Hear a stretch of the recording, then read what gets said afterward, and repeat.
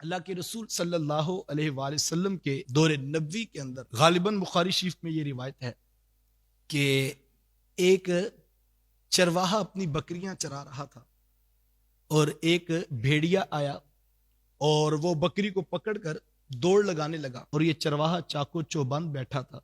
اس نے فوراً آگے بڑھ کر جو ہے وہ اس کے پنجوں سے اور اس کے منہ سے جو ہے وہ اپنی بکری کو چھڑا لیا. ظاہری بات ہے بھیڑیا ناکام ہو گیا تو ایک سمت درخت کے پاس بیٹھ گیا اور حیرت سے اس شخص کو دیکھ کر کہنے لگا کہ میرے رب نے تو مجھے رزق دیا تھا لیکن تم ہو کہ تم نے میرے ہاتھوں سے میرا رزق چھین لیا. تو وہ شخص کہنے لگا کہ یہ کیسی عجیب بات ہے کہ بھلا بھیڑیے بھی انسانوں کی طرح باتیں کرتے ہیں.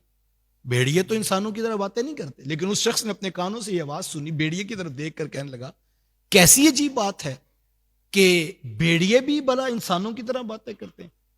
تو وہ بھیڑیا پھر اس نے اپنا انداز فوراً بدلا. اس نے اپنی پچھلی ٹانگوں کو پھیلایا, سامنے کی ٹانگوں کو کھڑا کیا اور دم کے بل بوتے پر بیٹھ کر کہنے لگا میں تمہیں اس سے بھی عجیب بات نہ بتا دوں, تم اس بات پر حیرت زدہ ہو کہ بھیڑیے باتیں کرتے ہیں. تو کہا کہ وہ کون سی بات ہے؟ کہا یہ سامنے کھجوروں کا جھنڈ نظر نہیں آ رہا؟ کہا ہاں وہ دکھائی دیتا ہے, وہ طیبہ ہے, وہ مدینہ ہے, وہ یثرب ہے. تو کہا وہاں پر ایک نبی آئے ہیں اور ان کی شان یہ ہے کہ جو کچھ ہو چکا ہے وہ بھی بتا دیتے ہیں اور جو ہونے والا ہے وہ بھی بتا دیتے ہیں.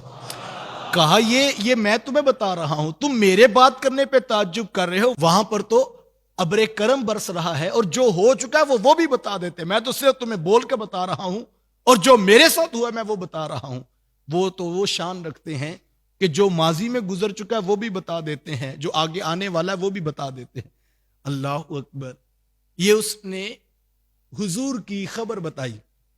مجھے بتائیں بیڑیے کا جو ہے وہ کھانا, اس کی خوراک کسی نے چھین لیا تو وہ دکھی بیٹھا ہے, لیکن اس دکھ میں بھی اس کو حضور کی عظمت کا قصیدہ یاد ہے. اس نے اس دکھ میں بھی اس شخص کو کہا کہ یہ کوئی حیرت کی بات نہیں ہے, بلکہ کمال کی بات تو یہ ہے کہ وہاں ایسے نبی آئے ہوئے ہیں جو ہو چکا وہ بھی بتا دیتے ہیں اور جو ہونے والا ہے وہ بھی بتا دیتے ہیں. یار بیڑیے نے کہیں سے درس نظامی کا کورس نہیں کیا ہوا تھا, لیکن اس کو بھی پتا تھا کہ نبی وہی ہوتا ہے جو ماضی کی بات بھی بتائے, جو آنے والی بھی بتا دے, جو اتنا یقین رکھتا ہو اور اس کا رب کے ساتھ ایسا تعلق ہوتا ہے کہ جو ہو چکا ہوتا ہے وہ بھی بتا دیتا ہے اور جو ہونے والا ہے وہ بھی بتا دیتا ہے. تو کہا تم یہاں پر کھڑے ہو اور وہاں پر تو جو ہے وہ ابر کرم برس رہا ہے. تو اس شخص نے نہ آؤ دیکھا نہ تاؤ دیکھا, اس نے بھی پھر دوڑ لگا دی.